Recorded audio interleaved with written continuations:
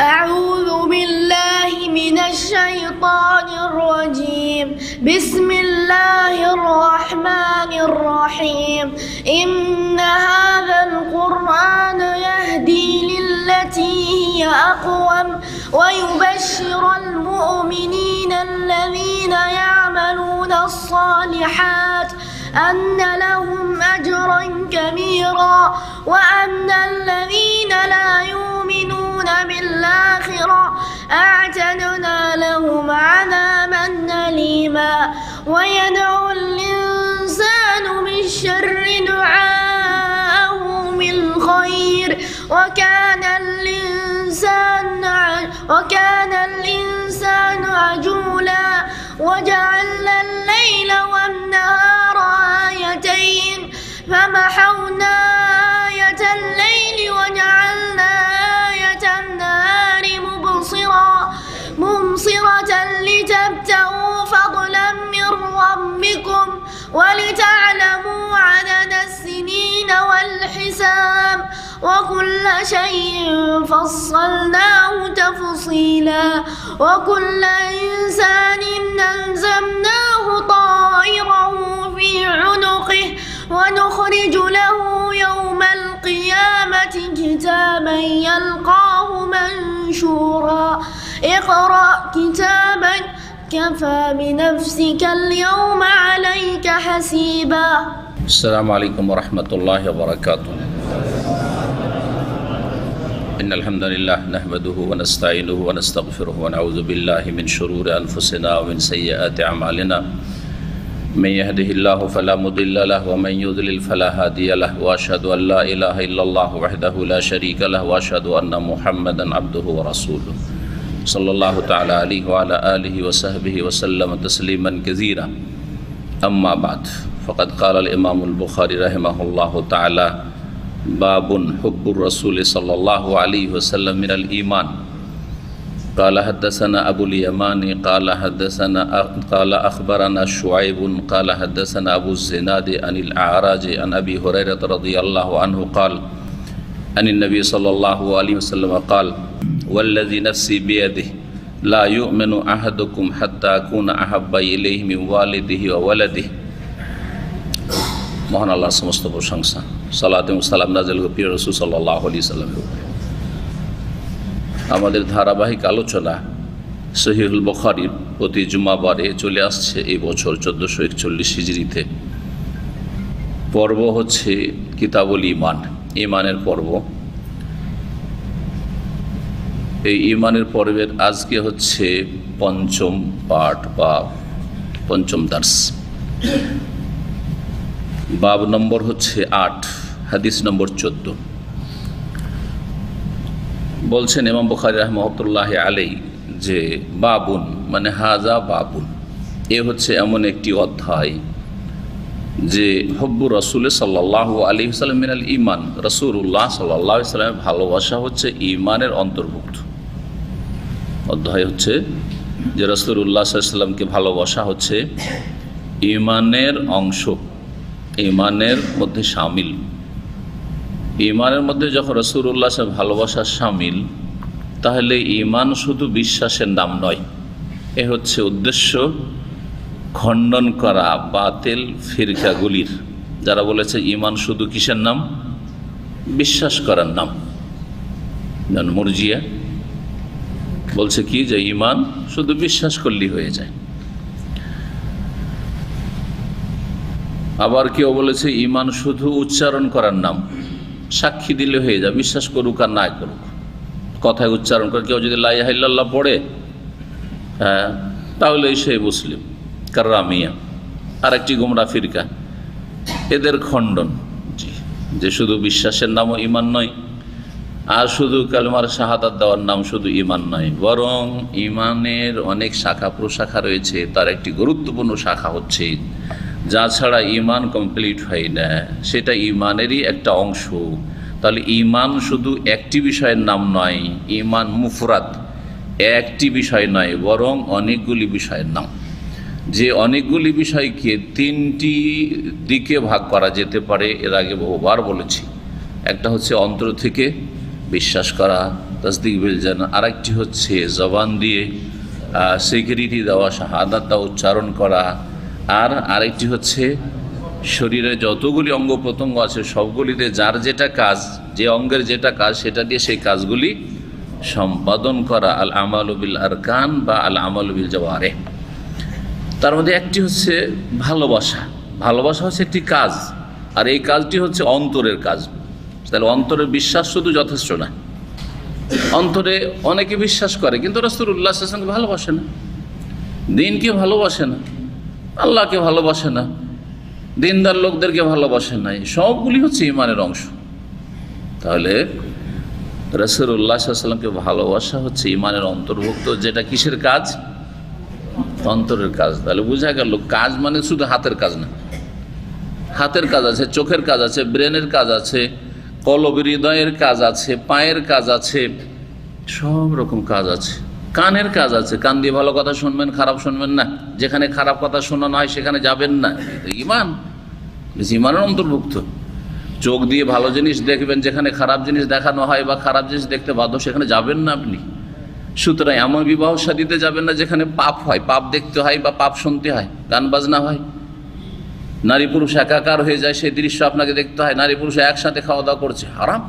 ওই সব মজলিসে যান যেখানে শিরকের কথা হয়, কানের পাপ, সেগুলি আপনার শোনা জায়েজ নয়, যাওয়াজ নয়। যেখানে বেদাতি আলোচনা হয় যাওয়া জায়েজ নয়, যে বেদাতি হুজুর একটু আলোচনা শুনি, ইন্টারনেট একটু বেদাতি হুজুর কি বলছে শুনি। আজকাল যেমন আপনাদের অধিকাংশ লোকের অবস্থা এরকম, জায়েজ নাই।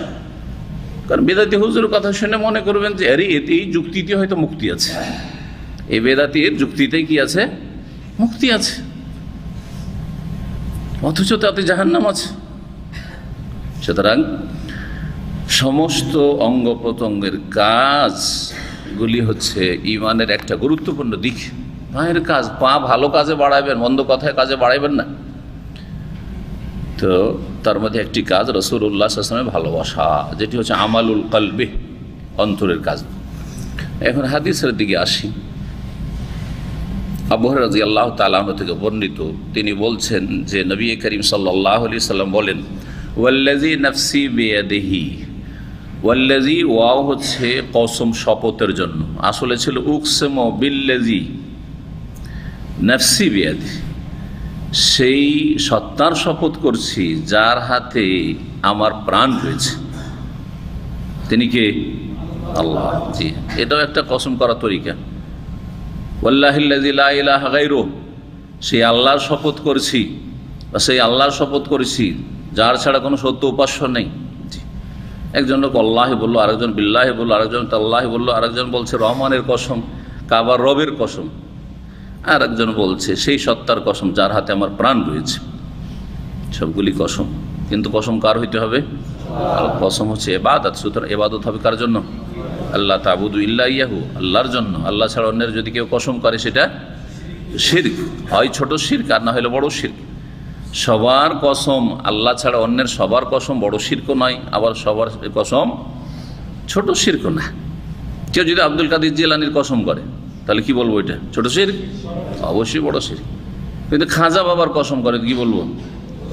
সেই মৃতকে অসাধারণ কিছু মনে করছে, তো বড় শিরকে আকবার। হ্যাঁ, কেউ যদি বাপের কসম বলে, মায়ের কসম বলে, তো কি বলবো? তাকে জিজ্ঞেস করবো তোমার এই কসমের উদ্দেশ্য কি? বলছে মা একটু শ্রদ্ধা ভাজন, হ্যাঁ বাপ বড় আমার মুরব্বী, সেজন্য তার কসম করেছি, কিন্তু আল্লাহর কোনো গুণ বাপকে মাকে দিই না। তাহলে বলবো যে এটা শিরকে আসগার, কবিরা গুনাহ, কিন্তু ছোট শিরক, ইসলাম থেকে খারিজ হবে না। কিন্তু যদি বলে বাপ মাই আমার সব কিছু, হ্যাঁ বাপ মা না হইলে আমি সৃষ্টি হইতাম না, তাহলে সে বড় শিরক করলাম, সেই জন্য আমি কসম করছি, তাহলে বড় শিরক করলাম।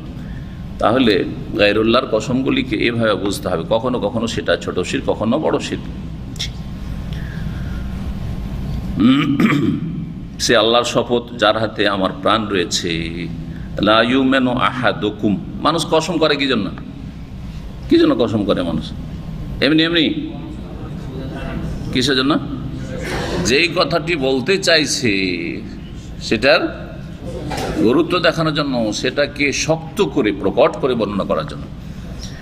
লা ইউমিনু আহাদুকুম, এই কথা বলতে চাইছেন রাসূলুল্লাহ সাল্লাল্লাহু আলাইহি ওয়াসাল্লাম, তোমাদের কোন ব্যক্তি সত্যিকার মুমিন হতে পারবে না, প্রকৃত অর্থে মুমিন হতে পারবে না কতক্ষণ পর্যন্ত, হাত্তা আকুনা আহাব্বা ইলাইহি, যতক্ষণ আমি তার কাছে অধিক প্রিয় না হয়ে যাব। আহাব্বা ইসম তাফজিল, যতক্ষণ পর্যন্ত আমি অধিক প্রিয় না হয়ে যাব। কার চাইতে? দুনিয়ার মধ্যে মানুষ সবচাইতে বেশি বাপ মাকে ভালোবাসে, সবচাইতে বেশি ছেলে মেয়েকে ভালোবাসে। স্ত্রীর ভালোবাসা একদিন শত্রুতায় পরিণত হইতে পারে, কিন্তু বাপ মা যতই খারাপ করুক না কেন, কাফের মুশরিক হোক না কেন, তবু একটা প্রাকৃতিক ভালোবাসা, এই ভালোবাসা বলতে পারবেন না, মানুষ হিসাবে বলতে পারবেন না। এই জন্য অমুসলিমও বাপ মাকে ভালোবাসে, ও অমুসলিমও ছেলে মেয়েকে ভালোবাসে, না আল্লাহ, না পরকাল, না নেকির আশা, না গুনার ভয়, না জাহান্নামের ভয়, কিন্তু ভালোবাসে।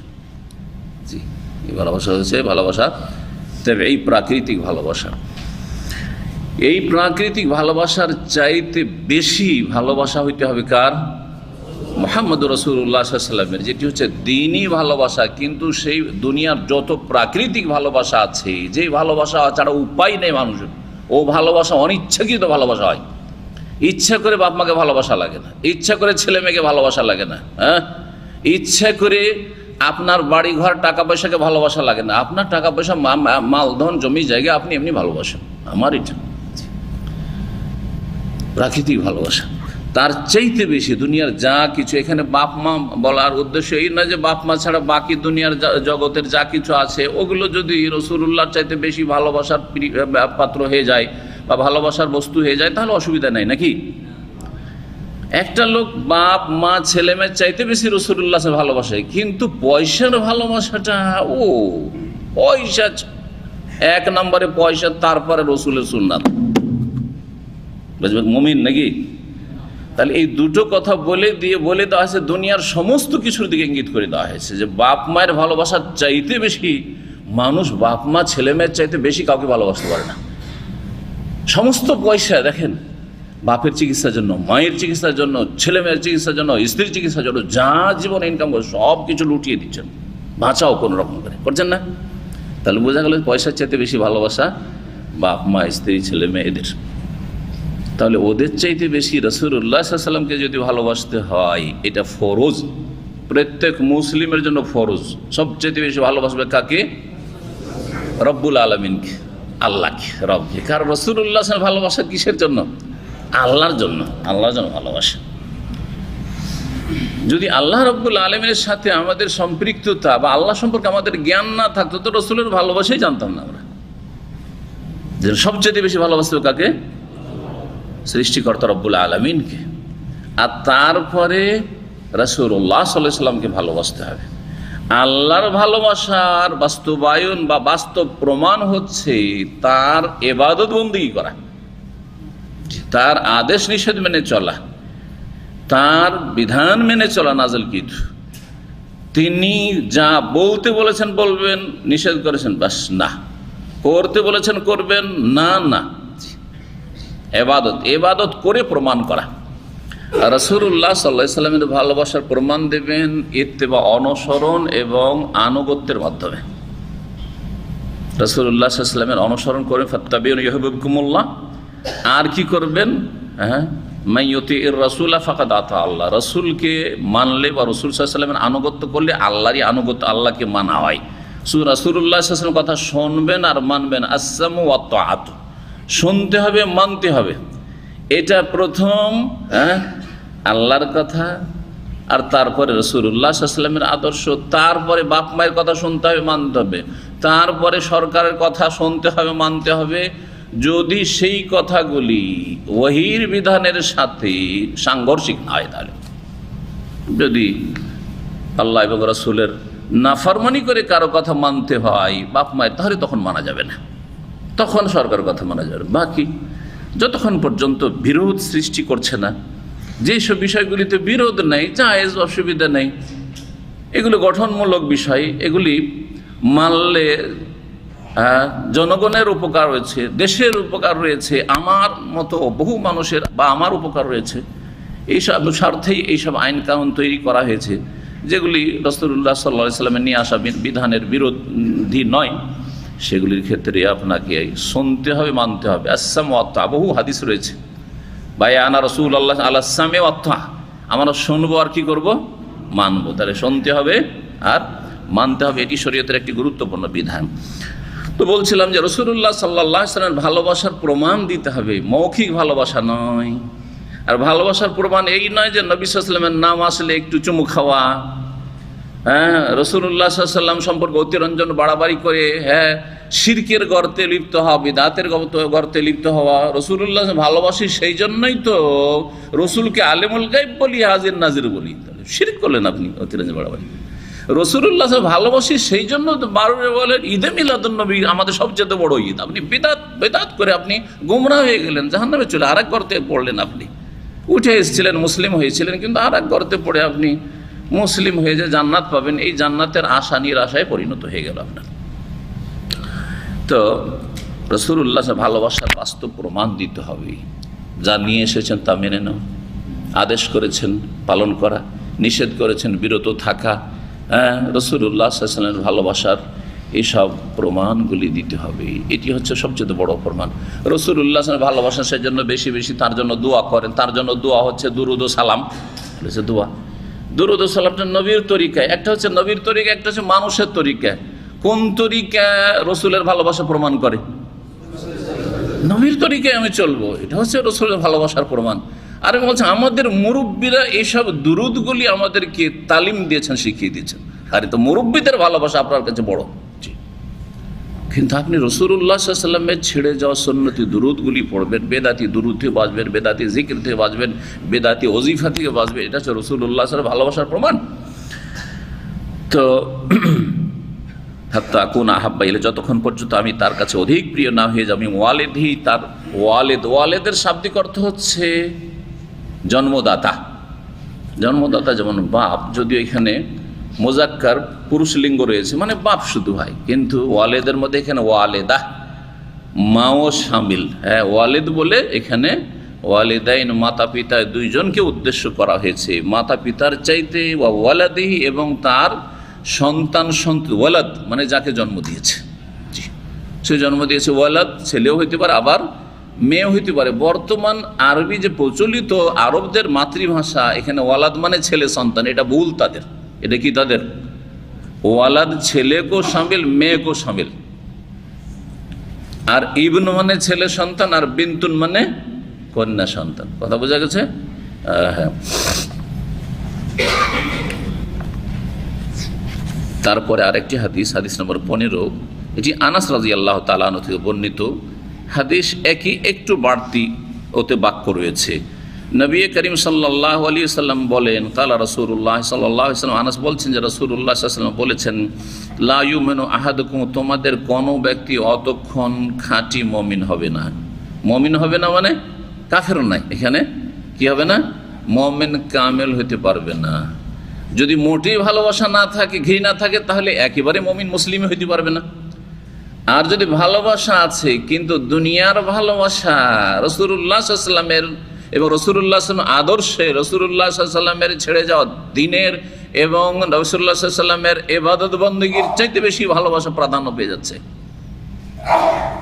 উদাহরণস্বরূপ, ফজরের আগখানে দুই ভালোবাসার লড়াই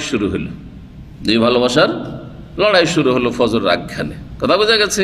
এক হচ্ছে ঘুমের ভালোবাসা, নিদ্রা খুব চাপছে, আরে এই সময় কেউ যদি আমার ঘুম ভাঙায় লাইট জ্বালে মাথা খারাপ হয়ে যায়, বলে না অনেকে, কেউ বলে, কেউ ভিতরই রাখে।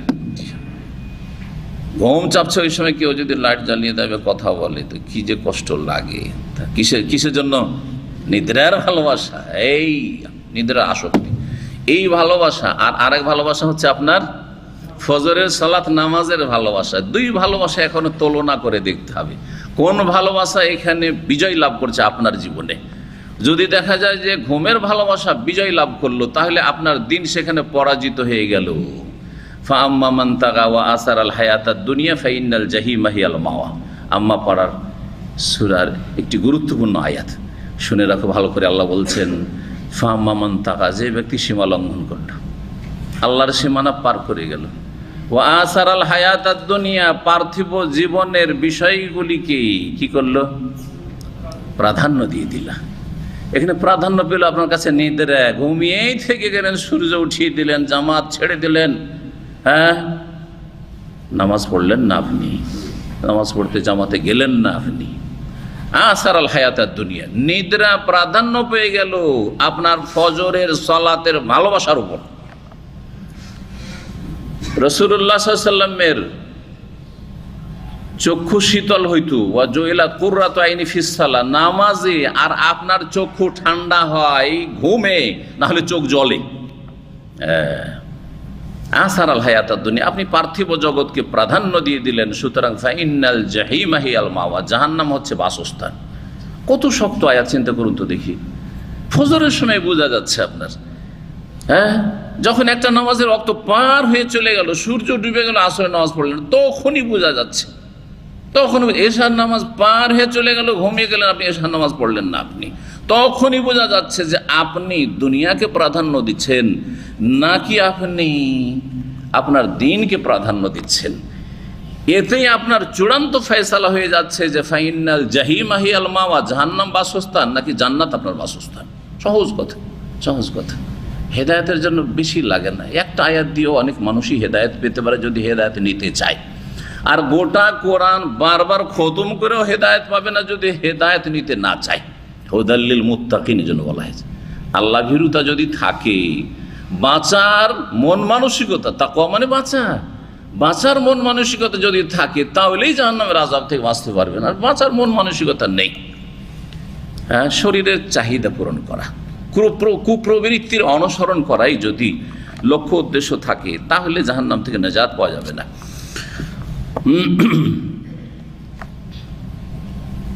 বলছেন রাসূলুল্লাহ সাল্লাল্লাহু আলাইহি ওয়া সাল্লাম, কতক্ষণ তোমাদের কেউ খাঁটি মুমিন হবে না, হাত্তা কুন আহাব্বা ইলাইহি, যতক্ষণ পর্যন্ত আমি তার কাছে সর্বাধিক প্রিয় না হয়ে যাব, মিন ওয়ালিদিহি, তার মাতা পিতার চাইতে, ওয়া ওয়ালাদিহি, তার ছেলে মেয়ের চাইতে, ওয়ান নাসি আজমাইন, আর সমস্ত মানুষের চাইতে।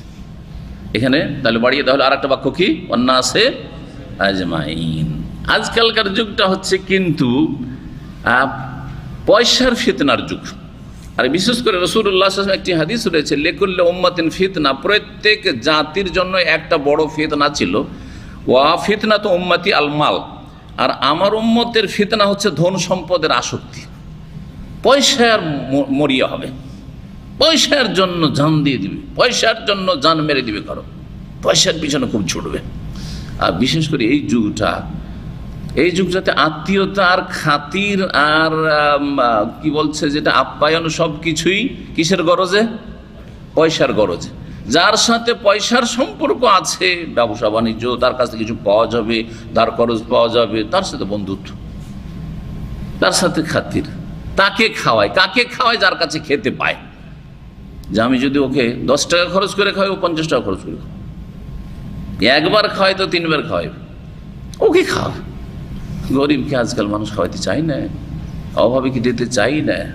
জি, আর পয়সার স্বার্থ ছাড়া নিজের মায়ের পেটের ভাই বোনকেও চেনে না, আর বাপ মাকেও চেনে না, অচেনা করে দেয়। জি, পয়সার স্বার্থ, দুনিয়ার স্বার্থ। জি হ্যাঁ, এই ফিতনার যুগে মনে রাখতে হবে যে কারো কাছে যদি ধনের আসক্তি, ধনের ভালোবাসা, রাসূলুল্লাহ সাল্লাল্লাহু আলাইহি ওয়াসাল্লামের ভালোবাসার কাছাকাছি চলে যায়, তাহলে জানতে হবে যে সে ফিতনায় পড়ে গেছে, সে ফিতনায় পড়ে গেছে। তার ঈমান ভালো নেই, মোটেই নেই, অথবা আছে কিন্তু দুর্বল ঈমান, খোঁড়া ঈমান। এই ঈমান দিয়ে নাজাতের আশা করা যাবে না। 9 নম্বর অধ্যায়, ইমাম বুখারী রাহমাতুল্লাহি আলাইহি বলছেন, বাবু হালাওয়াতুল ঈমান। এই অধ্যায় হচ্ছে ঈমানের স্বাদ সম্পর্কে। হালওয়া থেকে, হালওয়া তো বুঝেনি, বাংলাতে হালুয়াই বলেন, আর আরবিতে কি বলে, হালাওয়া বলে, হালাওয়া। জি, হালাওয়াতুন মানে কোনো কিছুর স্বাদ, হ্যাঁ, মিষ্টান্ন যেটাকে বলা হয়, মিষ্টান্ন, মিষ্টি স্বাদ। তো মিষ্টি স্বাদ এটা হচ্ছে অনুভূত জিনিস, যেটা জবান দিয়ে মানুষ জিহ্বা দিয়ে অনুভব করে যে কোনটা মিষ্টি না খাট্টা না টক না কি অনুভব করে। এইখানে রূপক অর্থে, মাজাজি অর্থ, রূপক অর্থে ব্যবহার করা হয়েছে ঈমানের মিষ্টান্নতা বা ঈমানের স্বাদ। ঈমানের স্বাদ, ইমানের স্বাদ আছে, কিন্তু এইটা জিভার স্বাদ না। যে ইমান এমন একটা জিনিস যে জিভাতে দিলে, যেমন চিনি দিলে, রসগোল্লা দিলে মিষ্টি বোঝা যায়, তো ইমান ওইরকম বোঝা যাবে না। আর জিভার স্বাদ না, সেটা হচ্ছে অনুভূত স্বাদ, সেটা অন্য কিছু দিয়ে অনুভব করা যায়, জিভা দিয়ে অনুভব করা যায় না। সেটা হচ্ছে ইমানের স্বাদ, ইমানের মজা, এবাদতের মজা। জি, জকুলে বাধা, এবাদতে কাউকে মজা লাগে, কাউকে ভারী লাগে, কাউকে সিজদা, লম্বা সিজদা করতে ভালো লাগে, কাউকে 1 মিনিট বরদাস্ত হয় না যদি ইমাম 1 মিনিট দেরি করে দেয়। মুয়াজ্জিন 1 মিনিট একামতে দেরি করছে, ওই দিক ঘড়ি টন টন করে বাজছে যে একামতের টাইম হয়ে গেছে। সমস্ত মসজিদের মুসল্লি গড় গড় করে তাকাচ্ছে একবারে গরম চোখ নিয়ে মুয়াজ্জিনের দিকে, যে কিরে একামত কেন দেয় না, কি এটা? তার মানে এরা মজা পায় না, মসজিদে থাকার মজা পায় না, ইবাদতের মজা পায় না। ইমামের সাথে বাধ্য ছিল, ইমাম যেভাবে, যদিও আজকালকার ইমামরাও তো 3 তসবির বেশি পড়ে না, ইল্লাম রাহিমাল্লাহ।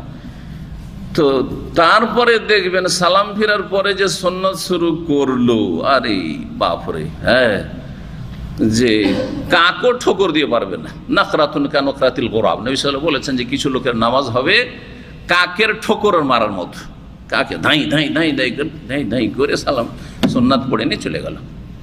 সংখ্যায় আবার কম করবেন, আমাদের দেশীয় নামাজ হলে তো সংখ্যায় কম করবেন না, সংখ্যায় জোহরে 8 রাকাতই সুন্নাত, আর কত যে নফল পড়লো, এর সাথে তো 17 রাকাত, কিন্তু 17 রাকাত আর আমার 7 রাকাত, আমার 7 রাকাত পড়েও আমি শেষ করে মসজিদ থেকে বেরোতে পারি না, আর ওর 17 রাকাত শেষ। হচ্ছে কাকের ঠোকর দেওয়া, এই ঠোকর মারা নামাজে কোনো কাজ হবে না। কি বলছিলাম, এরা স্বাদ পায় না। আসলে হচ্ছে ইমানের স্বাদের বিষয় বলছে। ইমানের স্বাদ হচ্ছে যে আমি একজন মুমিন মুসলিম, সুতরাং আমার মনে আমার ইমান ইসলাম নিয়ে বড় একটা শান্তি আছে, মনের শান্তি, মনের তৃপ্তি। জি হ্যাঁ, যে আমি যতই জুলমের শিকার হই আর যতই কমজোর হই, আজকে সারা বিশ্বে মুসলিমরা কত কমজোর আর কত মার খাচ্ছে, কত হতাহত হচ্ছে, আর যেখানে সেখানে ইসলামের জন্য কষ্ট পেতে হচ্ছে, দাড়ির জন্য কষ্ট পেতে হচ্ছে, টাকনার উপরে কাপড় সেজন্য কষ্ট পেতে হচ্ছে, ঢিলা ঢালা কাপড় সেজন্য কষ্ট পেতে হচ্ছে, আর তারপরে কত কথা শুনতে হচ্ছে, বোরখার জন্য কষ্ট পেতে হচ্ছে, জাবের জন্য কষ্ট করতে হচ্ছে, কিন্তু বোরখা পরেও স্বাদ পাচ্ছে একজন দিনদার বোন। জি, এটা হচ্ছে ইমানের স্বাদ, ইমানের মজা। জি, কষ্ট পেয়ে মজা লাগছে। এমনকি ইমানের কারণে যদি মার খেতে হয় কাফেরের কাছে বা জালেমের কাছে, তবু মজা লাগছে। যেমন বেলালকে মজা লাগছিল, আম্মারকে মজা লাগছিল, সুমাইয়াকে মজা লাগছিল, আর তারপরে সুহাইবকে মজা লাগছিল। হ্যাঁ, আহাদ সই করছিলেন, যতই মারো না কেন আমাকে আরো ভালো লাগছে। এটা হচ্ছে ইমানের স্বাদ, ইমানের স্বাদ। এটা হচ্ছে হালাওয়াতুল ইমান এক হাদিসে। আর এক হাদিসে রয়েছে যাকাত আমাল ইমান, ইমানের স্বাদ মজা ওই ব্যক্তি পেয়ে গেল, মান রাজিয়া বিল্লাহি রব্বান ওয়া বিল ইসলামে দীনান ওয়া মুহাম্মদ সাল্লাল্লাহু আলাইহি ওয়াসাল্লাম নবিয়ান। ওই ব্যক্তি ইমানের স্বাদ পাবে যে আল্লাহকে রব হিসাবে পেয়ে সন্তুষ্ট হয়ে গেছে। আল্লাহ সবচেয়ে বড় নিয়ামত যে আমি রব, তোমাকে চিনতে পেরেছি, তোমার সাথে আমার পরিচিতি হয়েছে, তোমার সাথে আমার যোগাযোগ আছে, ব্যাস স্বাদ। এর চেয়ে বড় মজার জিনিস আর কিছু নেই। মান রাজিয়া বিল্লাহি রব্বান, আর এতে সন্তুষ্ট আমি না খেয়ে থাকলে সন্তুষ্ট। আল্লাহ, আমি অসুস্থ থাকলেও তোমার উপর সন্তুষ্ট, নারাজ না যে তুমি আমাকে অসুখ রেখেছো, বালা মুসিবতে রেখেছো, সন্তুষ্ট যে তোমাকে চিনতে পেরেছি। বহু মানুষ চিনতে পারেনি তোমাকে, বহু মানুষ তোমার সাথে দুশ্মনী রাখে, তোমার দিনের সাথে দুশ্মনী রাখে, আলহামদুলিল্লাহ তোমাকে আমি ভালোবাসি। জি, এটা হচ্ছে ইমানের স্বাদ, যাকাত আমাল ইমান, মান রাদিয়া বিল্লাহি রাব্বা ওয়া বিল ইসলামে দীনা। ইসলামকে জীবন বিধান হিসেবে পেয়ে জি সে রাজি হয়ে গেছে, আল্লাহ আমাকে মুসলিম করেছেন, আলহামদুলিল্লাহ, আল্লাহ আমাকে ইমান ইসলাম দিয়েছেন, আলহামদুলিল্লাহ, আমাকে নামাজ দিয়েছেন, আমাকে যাকাত দিয়েছেন, আমাকে হজের তরিকা দিয়েছেন, ওমরা দিয়েছেন, কাবা ঘরের জিয়ারতের তৌফিক দিয়েছেন, আলহামদুলিল্লাহ, আলহামদুলিল্লাহ, আমাকে সেজদা করার তৌফিক দিয়েছেন, আমাকে কাফের ঘরে পয়দা করেননি, আমি জন্মসূত্রে আমার দিন ইসলামটাই পেয়েছি, আমি হিন্দুর ঘরে খ্রিস্টানের ঘরে পয়দা হইনি। এতে খুব সন্তুষ্ট সেই ব্যক্তি কি পাবে? ইমানের মজা, তাম, ইমানের স্বাদ পাবে।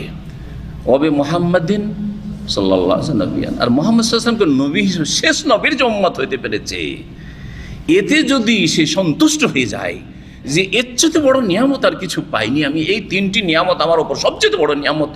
রবের সাথে আমার সম্পর্ক, দিনের সাথে আমার সম্পর্ক, আর রসুলের সাথে আমার সম্পর্ক। এই তিনটি প্রশ্ন তো আমার মতের পরে করা হবে।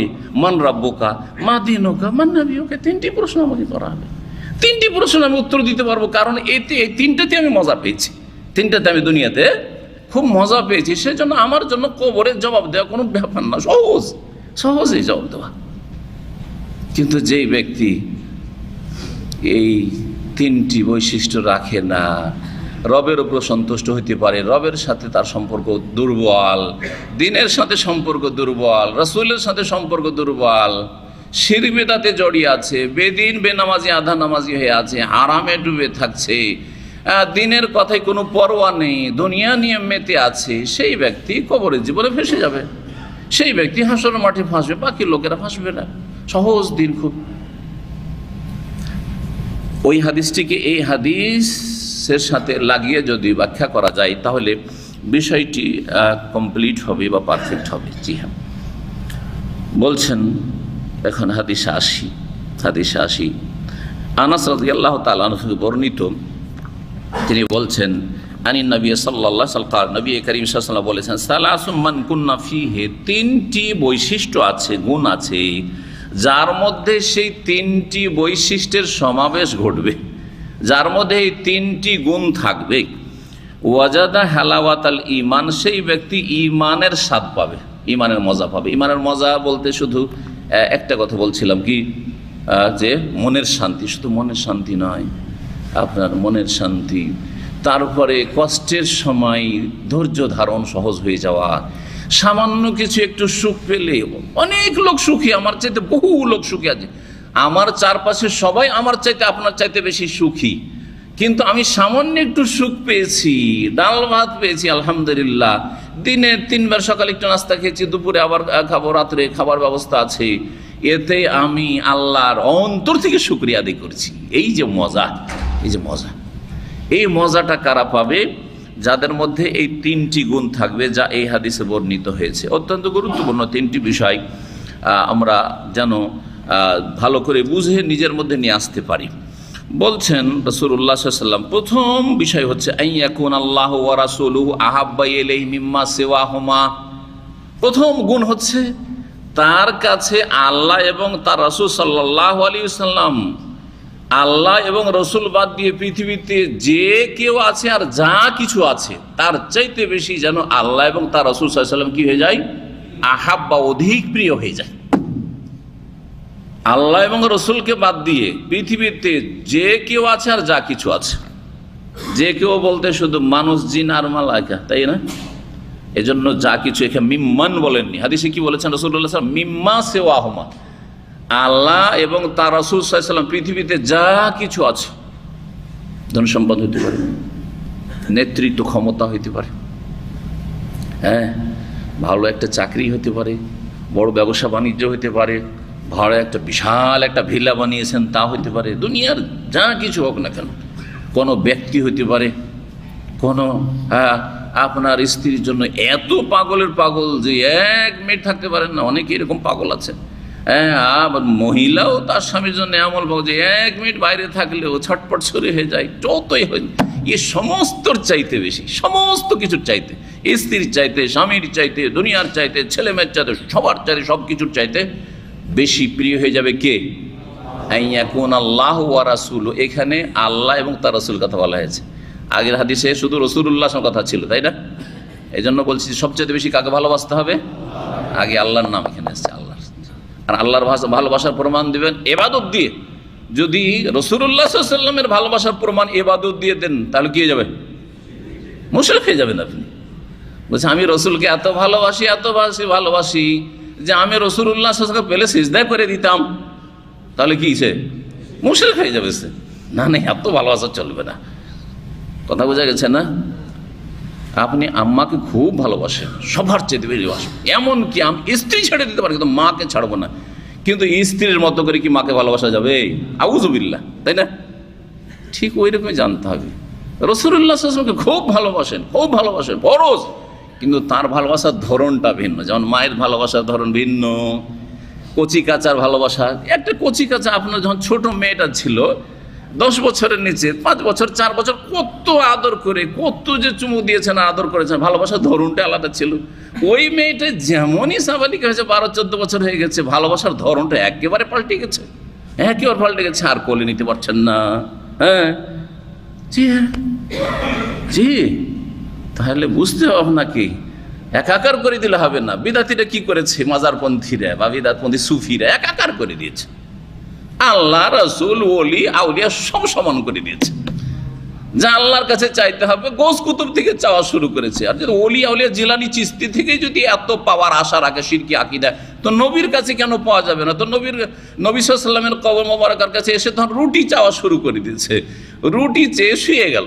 আছে না তাবলীগের নিসাবে এই কিতাব, এই শিরকি কথা?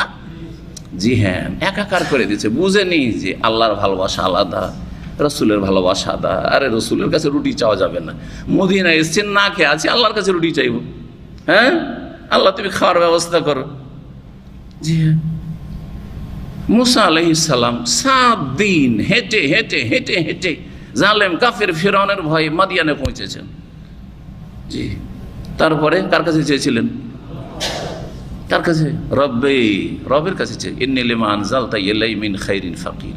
আল্লাহ, যা দুনিয়াতে তুমি রুজি নাজেল করেছো, খায়ের রুজি, আমি আজকে তার ফকির, মোহতাজ হয়েছি, মুখাপেক্ষী হয়েছি। রুজির তুমি ব্যবস্থা করো। ছোট্ট একটি দোয়া করে সাথে সাথে খাওয়ার ব্যবস্থা হইলো, থাকার ব্যবস্থা হইলো, সাবালক মানুষ, স্ত্রীর ব্যবস্থা হইলো, সব হয়ে গেল একটি দোয়াতে। ইখলাস ছিল সেই জন্য। আর আমার রাত দিন দোয়া করেও কবুল হয় না, ইখলাসে অভাব আছে, না হয় রুজিতে হারামের মিক্সচার আছে, সেই জন্য দোয়া কবুল হবে না আপনার। আপনার রোগ আপনাকেই সারাইতে হবে, তাহলে ওইভাবেই দোয়া কবুল হবে যেমন আম্বিয়া রাসূলগণ হয়েছে। বলছেন রাসূলুল্লাহ সাল্লাল্লাহু আলাইহি ওয়াসাল্লাম, তাহলে একটা গুণ কি হলো? হুব্বুল্লাহ।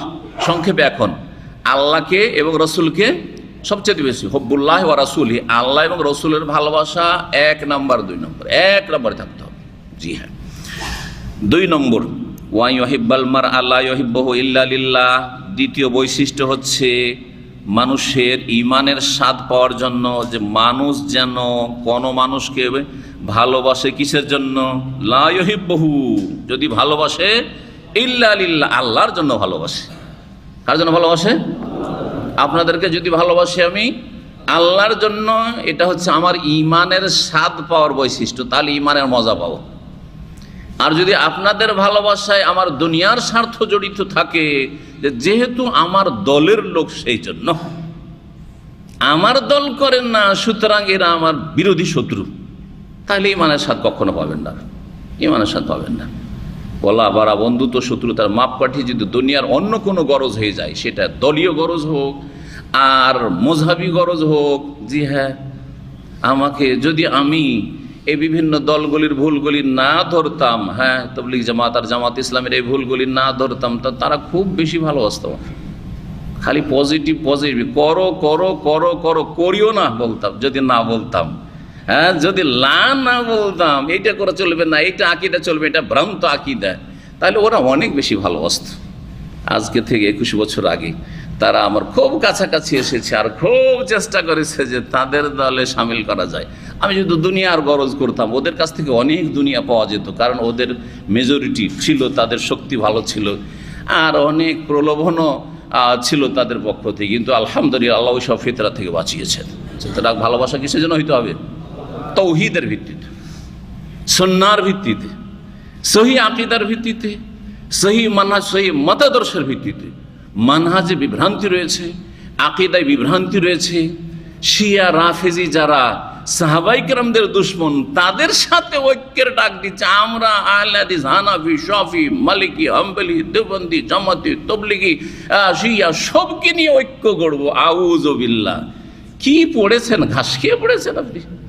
হ্যাঁ, ঘাস খেয়ে লেখাপড়া করেছেন আপনি, যে আপনার শিরক কুফর সব কিছুর চাইতে সাথে ঐক্য হবে। সাহাবাই কেরামদের সাথে শিয়াদের যে দুশ্মনী রয়েছে, এই দুশ্মনী তো হিন্দুদেরও নাই রে বাবা, ইহুদি খ্রিস্টানদের এই দুশ্মনী নেই। কোন কিতাব ইহুদি খ্রিস্টানদের পাবেন না যে সবচাইতে নিকৃষ্ট জাতি হচ্ছে মুহাম্মদ সাল্লাল্লাহু আলাইহি ওয়াসাল্লামের সাথী সঙ্গীরা। হিন্দুদের কিতাবও পাবেন না আপনি মহাভারত পুরাণে, আর আপনি আপনার তাওরাত ইনজিলও পাবেন না, তাদের বিকৃত তাওরাত ইনজিলে এসব পাবেন না আপনি। কিন্তু আপনি রাফেজি শিয়াদের, ইরানিদের কিতাবে পড়ে দেখেন। জি হ্যাঁ, শাইখুল ইবনে তাইমিয়া রাহিমাহুল্লাহ বলছেন যে ইহুদিদেরকে জিজ্ঞাসা করা হয়েছিল যে সবচাইতে ভালো মানুষ কারা, তখন তারা বলেছে আসহাব মুসা, মুসার সাথী সঙ্গী সহচরগণ সবচাইতে ভালো মানুষ মুসার পরে। খ্রিস্টানদেরকে জিজ্ঞাসা করা হলো মান খাইরুকুম, তোমাদের মধ্যে সবচাইতে শ্রেষ্ঠ কারা, সবচাইতে ভালো কারা? বলেছে হাওয়ারি ও ঈসা, ঈসা আলাইহিস সালাম হাওয়ারি সহচরগণ। তারপরে তখন এটা হলো ইহুদি খ্রিস্টানদের প্রশ্ন, তাই না? ইহুদিদেরকে জিজ্ঞাসা করে উত্তর বুঝলেন, খ্রিস্টানদের জিজ্ঞাসা করে উত্তর বুঝলেন। রাফেজি শিয়াদেরকে জিজ্ঞাসা করা হইল মান শাররুকুম, তোমাদের মধ্যে সবচেয়ে নিকৃষ্ট খারাপ কারা? বলছে আসহাব মুহাম্মদ, নাউজুবিল্লাহ, মুহাম্মদ সাল্লাল্লাহু আলাইহি ওয়াসাল্লামের সাথী সঙ্গীরা সবচেয়ে খারাপ, নাউজুবিল্লাহ। কার কাছে? এ রাফেজি শিয়াদের কাছে। তারা আপনাদের বন্ধু, তাদের সাথে ঐক্য করতে চান, আর তাদের ইনকিলাব আপনাদের জন্য আদর্শ। হ্যাঁ জি, আউযুবিল্লাহ। হে ইসলাম থেকে আল্লাহ যেন হেফাজত করেন। যে ইসলাম আল্লাহর দেওয়া ইসলাম নয়, সে ভ্রান্ত ইসলাম, ইসলামের নামে মানুষের সাথে ধর্ম ব্যবসা করা, ধোঁকাবাজি করা, রাজনীতি করা, এইসব থেকে আল্লাহ যেন হেফাজত করেন। তো দ্বিতীয় যে বৈশিষ্ট্য সেটা হচ্ছে ঈমানের স্বাদ পাওয়ার জন্য যে মানুষকে ভালোবাসবেন কিসের জন্য? লা ইউহিব্বুহু ইল্লা লিল্লাহ, ভালোবাসবো না কিসের জন্য ভালোবাসবো? আল্লাহর জন্য ভালোবাসবো। জি, 3 নম্বর হচ্ছে ওয়ান ইয়াকরাহা ইয়াউদা ফিল কুফরি, আর সেই ব্যক্তি ঘৃণা করবে কুফরিতে ফিরে যাওয়া। কুফরিতে ফিরে যাওয়া, সে নিউ মুসলিম, কুফরি থেকে চলে এসেছে সেজন্য ফিরে যাওয়া। আর না হলে জন্মসূত্রে ইসলাম পেয়ে গেছে, সুতরাং কুফরিতে চলে যাওয়া, তার যেন ফিরে যাওয়া। এই যেন মুরতাদ বলা হয়, যে ফিরে যায় ইসলামের মুখে, মুরতাদ মানে ফিরে যাওয়া, ইরতাদ্দা। তো কুফরিতে ফিরে যাওয়াকে ঘৃণা করবে। কামা ইয়াকরাহু আন ইউকযাফা ফিন্নার, যেমন আগুনে নিক্ষিপ্ত হওয়াকে ঘৃণা করে। একজন মানুষ প্রাকৃতিকভাবে কখনো চাইবে না যে আমি আগুনে নিক্ষিপ্ত হই। তাকে যদি বলা হয় তোমাকে 10 লক্ষ রিয়াল, 1 মিলিয়ন রিয়াল দিব, তুমি আগুনে ঝাঁপ দাও, বলছে ভাই আমার টাকার দরকার নেই, আমার জান বাঁচাবো, ঠিক না? যেমন আপনি আগুনে নিক্ষিপ্ত হওয়াকে কখনো মেনে নিতে পারেন না, ঠিক তেমনি কখনো আপনি মেনে নেবেন না যে কোনো পরিস্থিতিতে আমি ইসলাম থেকে ফিরে চলে যাই কুফরিতে, নাস্তিক হয়ে যায়, অথবা কবর মাজার পূজারী মুশরিক বহুত্ববাদী হয়ে যায়, অথবা হিন্দু হয়ে যায়, অথবা খ্রিস্টান হয়ে যায়, ইহুদি হয়ে যায়। জি হ্যাঁ, না, মোটেই হবে না। এই গুণ যদি তৃতীয় গুণ থাকে তাহলে কি পাবে? ইমানের স্বাদ। অর্থাৎ আপনার কাছে ইমানের যে কত মূল্য, যে আপনাকে যদি বলা হয় যে তোকে একটা বিশাল দেশের রাষ্ট্রপতি করে দেবো রে, তোকে প্রধানমন্ত্রী বানিয়ে দেবো, তুই শুধু ইমানটা ছেড়ে দে, নাস্তিক হয়ে যা, অথবা তুই কি বলছে ইসলামের বিরুদ্ধে একটা স্ট্যাটাস দে, অথবা তুই চল মাজারে গিয়ে, চল খাজা বাবার আজমিরে গিয়ে একটা সেজদা দে, না, হবে না। বাদশাহ মালিক ফয়সাল রহমতুল্লাহ আলাইহি সবচেয়ে ভালো বাদশাহ এই দেশের, সবাই ভালো আলহামদুলিল্লাহ, খুব ভালো বাদশাহ ছিলেন। মালিক আবদুল্লাহ রহমতুল্লাহ আলের ছেলে, দ্বিতীয় ছেলে বাদশাহ মাথা সৌদের পরে। তিনি পাকিস্তান জিয়ারত ভিজিটে গিয়েছিলেন। জিয়াউল হকের আইয়ুব, তার আগে কি ছিল? ভুট্টুর আমল ছিল। জি, ভুট্টু, এই জুলফিকারের ভুট্টুর যুগ ছিল। ভুট্টু তাকে নিয়ে গেছে। মোহাম্মদ আলী জিন্নাহ, যাকে ওই যুগের লোকের কি বলতো, একটা তার উপাধি আছে, কিন্তু স্বাধীনতার ইতিহাস কে জানে? হ্যাঁ, কেউ জানেন না? কায়েদে আজম। মাশাআল্লাহ, কায়েদে আজম। কায়েদে আজম মানে কি? মহান লিডার। কায়েদ মানে লিডার, মহান লিডার। তো যারা পক্ষে ছিল যে পাকিস্তান আমরা আলাদা করে নিব, হ্যাঁ, দেশ ভাগ করব, ভারতকে এক থাকবে না, আমরা আলাদা দেশ চাই, তাদের বড় লিডার ছিল মোহাম্মদ আলী জিন্নাহ। সেজন্য তাকে পাকিস্তান, যারা পাকিস্তানের পক্ষে ছিল তারা তাকে উপাধি দিল কায়েদে আজম। আর মুসলিম নেতাদের মধ্যে যারা ভারত একসাথে থাক, তাহলে আমাদের বড় একটা শক্তি থাকবে, আমরা একবার, তারা যদি প্রধানমন্ত্রী হয় হিন্দুরা, তো আমরা আরেকবার প্রধানমন্ত্রী হইতে পারবো, আমাদের একটা বড় ক্ষমতা থাকবে। আর না হলে এত লোক তো সব পাকিস্তানে যাওয়া সম্ভব নয়, এগুলোকে কোথায় ছেড়ে যাচ্ছ? নেকড়ে বাগদের সামনে ছেড়ে চলে যাচ্ছ। এই যুক্তি ছিল মৌলানা আবুল কালাম আজাদ রহমতুল্লাহ আলাইহি। জি হ্যাঁ, তো যাই হোক, কাদ্দার আল্লাহ মা শাআ ফাআল, আল্লাহ যেটা ফয়সালা ছিল সেটাই হয়েছে। কোনটা ভালো হয়েছে কোনটা মন্দ হয়েছে ওইটা ইতিহাস প্রমাণ করবে আর জ্ঞানীগুণীরা সেটা বলবে। আমি আজকে এর ওপর কোনো মন্তব্য করব না, কারণ এটা রাজনৈতিক বিষয়। তো কথা হচ্ছে যে সেই সময় ওই মোহাম্মদ আলী জিন্নাহ যেহেতু কিয়াদাত লিডারশিপের কাজটা করেছিল, সেজন্য তাকে কি বলা হয়, কায়েদে আজম। মোহাম্মদ আলী জিন্নাহর কবর কাছে নিয়ে গেল, একেবারে ফুলে বোঝাই করা আছে, চাদর চড়ানো আছে, ফুলের বোঝা। জানছেন আমাদের দেশে যেমন পীর পূজা হয় তেমন নেতা পূজাও হয়, কথা বোঝা গেছে না? তো ওখানে মোহাম্মদ কি বলছে ভুট্টু সাহেব একে বললেন, মালিক ফয়েজ রহমতুল্লাহ আলাইকে, যে চলেন এতে একটু মোহাম্মদ আলী জিন্নাহ আমাদের কায়েদে আজমের কবর জিয়ারত করে আসি। ঠিক আছে, কবর জিয়ারত। তো ওখানে গিয়ে জিয়ারতের কথা যখন বললেন আর ওখানে শিরক হয়, তখন তিনি তারপরে ওখানে গিয়ে ঝুঁকিয়ে জুলফিকার আলী ভুট্টো, তাদের তো কোনো আকিদা, ভারত উপমহাদেশের নেতাদের তো কোনো আকিদা নেই, তারা ইসলাম কিছু জানে না, আসলে কেউ জানে না। তো ও ঝুঁকিয়ে সেজদা করা তাদেরকে সেজদা করা কোনো ব্যাপার না, সেজদা করা অথবা ঝুঁকিয়ে সালাম করার জন্য মালিক ফয়েজ রহমতুল্লাহ আলাইকে বললেন। তো মালিক ফয়েজ রহমতুল্লাহ আলাই বললেন যে তাই যদি আমাদেরকে করতে হয় আর এটা কোনো ভালো কাজ হয়, তাহলে আমাদের কাছে সবচেয়ে শ্রেষ্ঠ মানুষ আছেন, আমাদের মদিনা মুনাওয়ারায় রাসূলুল্লাহ সাল্লাল্লাহু আলাইহি ওয়াসাল্লামের কবর আছে, সেই কবরকে স্বর্ণ দিয়ে পাকা করব, ফুল চাদর চড়াবো আর সেখানে সিজদা করব। কেন মোহাম্মদ আলী জিন্নাহর এখানে যুক্তি আসবো? সেটা যখন শিরক, তো এটা কেন আমি করব? জি হ্যাঁ, এ হচ্ছে আরব দেশের শাসকদের তৌহিদ, আর আমাদের দেশের তৌহিদের ক্ষেত্রে তাদের শোচনীয়তা, জ্ঞানের শোচনীয়তা। হায় ইয়তীম মিসকিন আমাদের দেশের শাসকরা, আল্লাহ রাব্বুল তাদেরকে দিন বুঝা, দিনের জ্ঞান অর্জন করার তৌফিক যেন দান করেন। তো কি বলছিলাম, কুফরিতে ফিরে যাওয়া। আল্লাহ তৌহিদ দিয়েছেন, তৌহিদকে ছেড়ে দেব, সুন্নাত দিয়েছেন, নবীর তরিকে দিয়েছেন, বেদাতে চলে যাব, না হয়তো আমি ফিরতে পারি না, নামাজি হয়েছি আবার নামাজ ছেড়ে দেবো, এটা হইতেই পারে না, আমি আমার দ্বারা হইতে পারে না। পর্দা করেন একজন বোন, আর হঠাৎ করে ইউরোপ গেছে, তখন পর্দা খুলে রেখে দিল।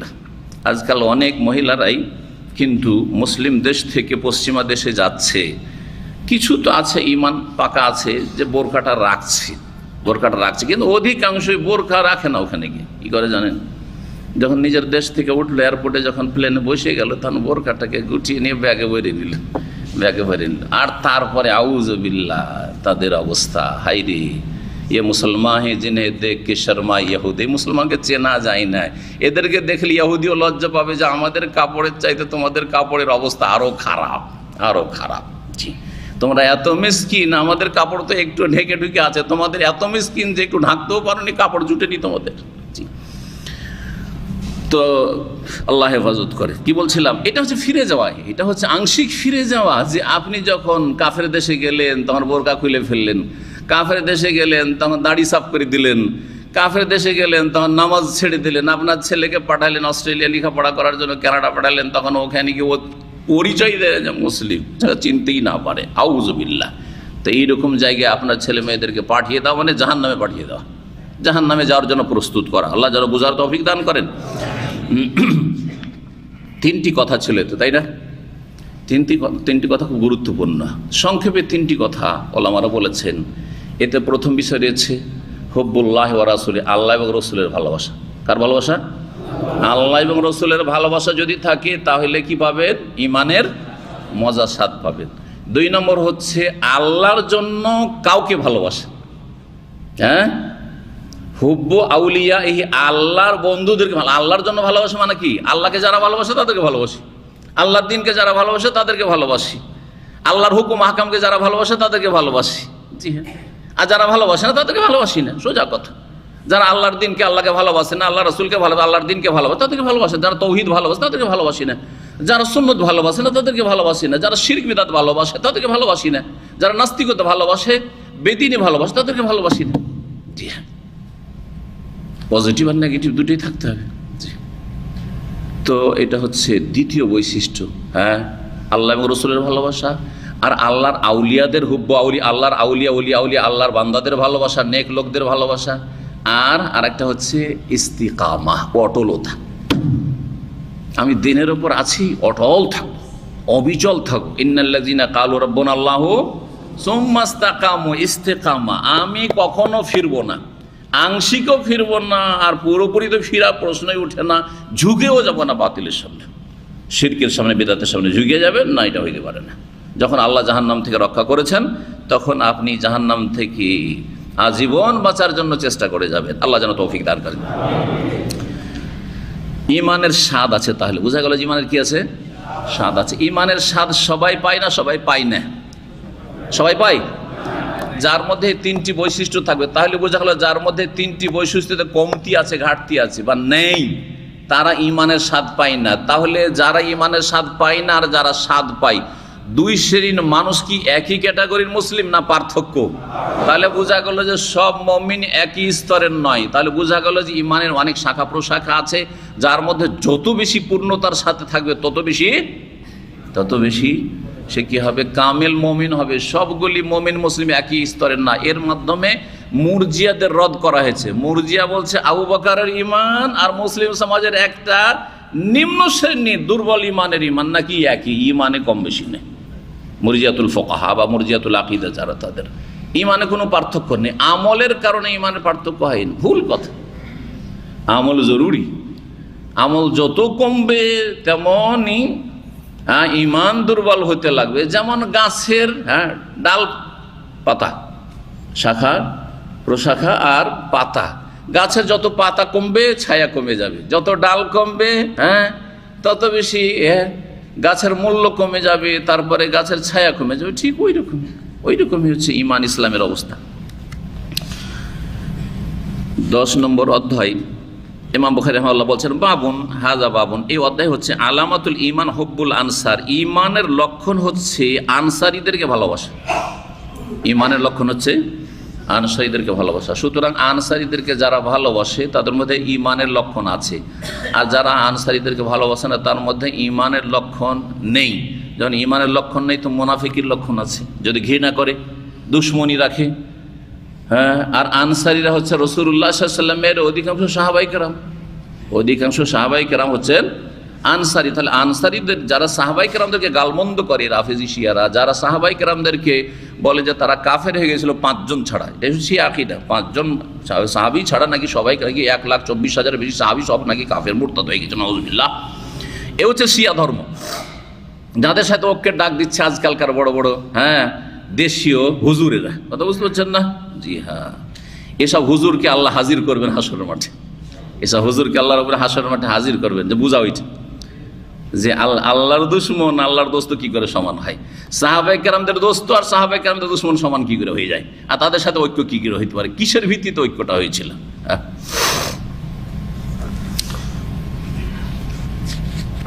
আনসারীদের ভালোবাসা, তারপর ভালোবাসা তো কম বেশি আছে, যার যত বেশি ভালোবাসা থাকবে তার ঈমান তত বেশি কামিল হবে। তাহলে বোঝা গেল যে ঈমান কমে বাড়ে।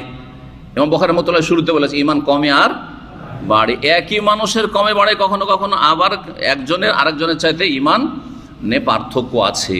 এটা একটা বিষয় এই হাদিসগুলি দ্বারা প্রমাণিত হবে। আর প্রমাণিত হবে যে ঈমান সবার এক রকমের নয়, বরং ঈমানে পার্থক্য আছে মানুষের। বলছেন আনাস রাদিয়াল্লাহু তাআলা আনহু যে নবী সাল্লাল্লাহু আলাইহি ওয়াসাল্লাম বলেছেন আয়াতুল ঈমান হুব্বুল আনসার, ঈমানের নিদর্শন হচ্ছে আনসারীদের ভালোবাসা। ও আয়াতুন নিফাকি, আর কপটতা মুনাফিকির লক্ষণ হচ্ছে বুগজুল আনসার, আনসারীদের দুশমনী, আনসারীদের সাথে বিদ্বেষ রাখা। জি হ্যাঁ, এই হাদিস আজকাল ফিট হচ্ছে একেবারে রাফেজি শিয়াদের, ঠিক না? জি।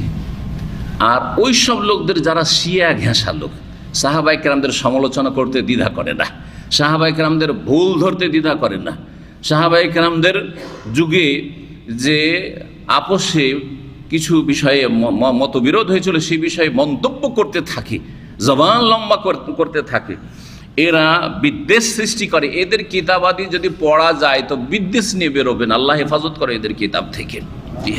খেলাফত মুলুকিয়াত মাওলানা মওদুদের যে কিতাবটি আছে সেই কিতাব আল্লাহ হেফাজত করে এই কিতাব থেকে।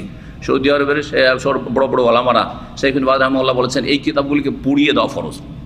কারণ কেউ যদি খেলাফত মুলকিয়াত আমি পড়েছি আমার ছাত্র লাইফে, আল্লাহ হেফাজত করেছেন, কারণ আলহামদুলিল্লাহ জামিয়া সালাফিয়া থেকে পড়েছিলাম, তো আমার সালাফি আকীদা মজবুত হওয়ার কারণে আল্লাহ রক্ষা করেছে। জি, আর তারপরে মদিনা ইউনিভার্সিটি পড়লাম। তো কথা হচ্ছে যে এই কিতাব যখন পড়ি তখন ভিতরে এমন একটা প্রতিক্রিয়া যে যেন এইসব মানুষ যে রুহানিয়াতের জগতে এদেরকে এত ভালো মানুষ, এত আল্লাহওয়ালা মানুষ, এত পরেজগার মানুষ, এরা জানমাল সব কিছুর কোরবানি করেছে, এই যে একটা ঈমান বা বিশ্বাস সাহাবায়ে কেরামদের সম্পর্কে শ্রদ্ধা, সেটা আপনার একবারে কি হয়ে যাবে, চুরমার হয়ে যাবে। আউযুবিল্লাহ। আর মুনাফিক হয়ে বেরিয়ে আসবেন। এই কিতাব পড়ে যখন বেরিয়ে আসবেন, শেষ করবেন, তখন মুনাফিক হয়ে বেরিয়ে আসবেন আপনি। জি, এগুলো হচ্ছে ইসলামের বড় খেদমত।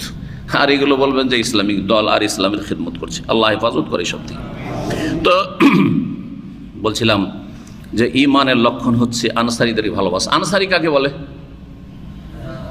আনসারী একজন যে বলবেন হাত তুলেন। হ্যাঁ, কাকে বলে? রাসূলুল্লাহ সাল্লাল্লাহু আলাইহি ওয়াসাল্লাম যারা আশ্রয় দিয়েছে, ব্যাস। আর কেউ? হ্যাঁ, সংক্ষেপে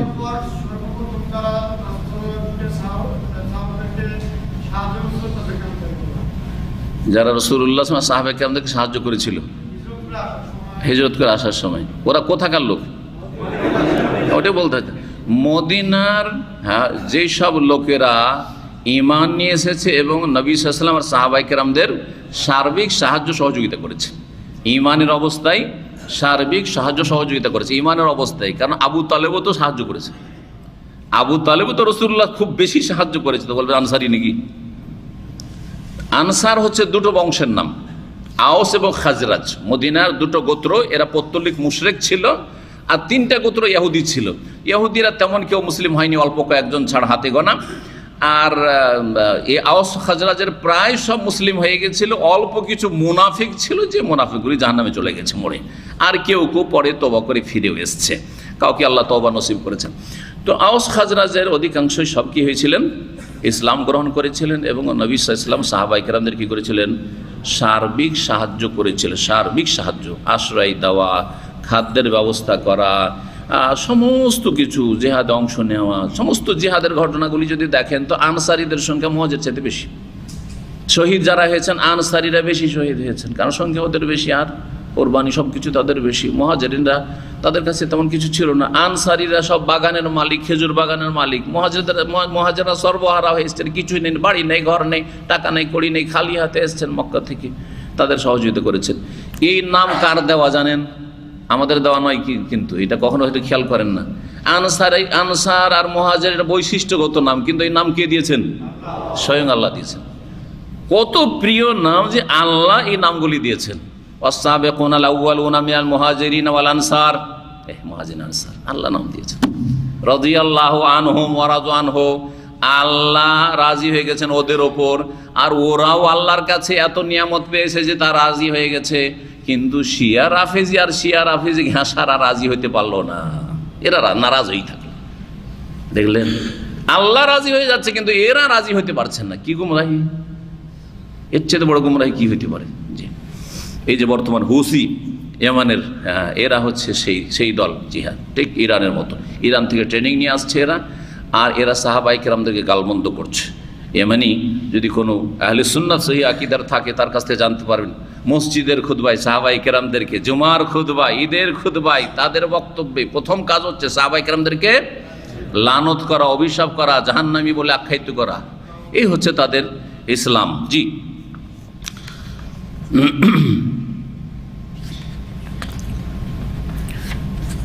এই হাদিস থেকে বোঝা গেল যেটি ঈমানের অধ্যায়ে, যে ঈমান যদি কারো থাকে তাহলে সেই ব্যক্তি আনসারীদেরকে ভালোবাসবে। আর ঈমানে ভেজাল আছে, নেফাক আছে যদি আনসারীদেরকে ভালো না বাসে। এর মাধ্যমে বোঝা গেল যে তাহলে ঈমানের একই স্তর নয়, ঈমানের বিভিন্ন স্তর রয়েছে। বাবুন হাজা বাবুন।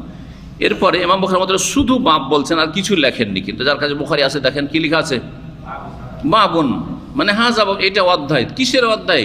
কোনো কিছু লেখা নেই। কোন জায়গায় সহিহ বুখারীতে এইভাবে আছে, ব্যাস বাবুন, তারপরে একদম সাদা হয়ে আছে, আর কিছু লেখা নেই। তাহলে কেমন করে বুঝবো যে কি? তো এই ক্ষেত্রে বুঝে নিতে হবে, ভাষ্যকাররা বলেছেন এর আগে যে অধ্যায়টি নিয়ে আলোচনা হয়েছে সেই অধ্যায়ের সাথে সম্পৃক্ত এই অধ্যায়, তারই একটা অংশ যেন। তাহলে সামনে যে হাদিসটি আসছে এটা আগের অধ্যায়েরই একটা অংশ যেন। আগের অধ্যায় কি? ঈমানের লক্ষণ হচ্ছে আনসারীদেরকে ভালোবাসা। আর সামনে যে হাদিসটি আসছে এই হাদিসে আনসারীদের কথা আছে যারা রাসূলুল্লাহ সাল্লাল্লাহু আলাইহি ওয়াসাল্লামের সাথে বায়াতে আকাবাতে হাজির হয়েছিলেন। মিনার যে আকাবা জায়গা যেখানে শেষ জামরা শেষ হচ্ছে, ওই জামরার কাছে দুই দিক থেকে পাহাড় কাছে আসছে, ঘাঁটি, আকাবা মানে ঘাঁটি, ঘাঁটি সংকীর্ণ রাস্তা পাহাড়ের মাঝখানে। ওখানে তারা রাতের নির্জনে রাসূলুল্লাহ সাল্লাল্লাহু আলাইহি ওয়াসাল্লামের সাথে দেখা করেছিলেন গোপনে, মক্কার কাফেরদের না জানিয়ে। আর তারপরে নবী সাল্লাল্লাহু আলাইহি ওয়াসাল্লামের সাথে তারা বায়াত করে ইসলাম গ্রহণ করেছিলেন, অঙ্গীকারবদ্ধ হয়েছিলেন এবং নবী করিম সাল্লাল্লাহু আলাইহি ওয়াসাল্লামকে তারা দাওয়াত দিয়েছিলেন মদিনার জন্য। কয়টি বায়াত এরকম হয়েছিল বা কয় বছর হয়েছিল জানা আছে? দুইটা। বায়াতে আকাবা উলা প্রথম, আকাবার বায়াত এটা ছিল নবুয়তের দ্বাদশ বছরে, মানে নবুয়ত প্রাপ্তির 12 বছরে গিয়ে। জি হ্যাঁ, নবুয়ত প্রাপ্তির 12 বছর পরে। আর তারপরেরটি ছিল বায়াতে আকাবা সানিয়া, যেটা দ্বিতীয় বায়াত ছিল দ্বিতীয় বছরের, সেটা হজের মৌসুম, দুটোই ছিল হজের মৌসুমে। এটা ছিল নবুয়ত প্রাপ্তির 13 বছর পরে। আর তারপরে রাসূলুল্লাহ সাল্লাল্লাহু আলাইহি ওয়াসাল্লামকে তারা আমন্ত্রণ করে গেলেন, বারবার করে দাওয়াত দিলেন যে আমরা অনেক ইসলাম গ্রহণ করেছি, সুতরাং কোরআন শিক্ষা, দিন শিক্ষার জন্য লোকজন পাঠিয়ে দেন, আর আপনিও চলে আসেন হিজরত করে, আপনার সাথে আমরা আছি।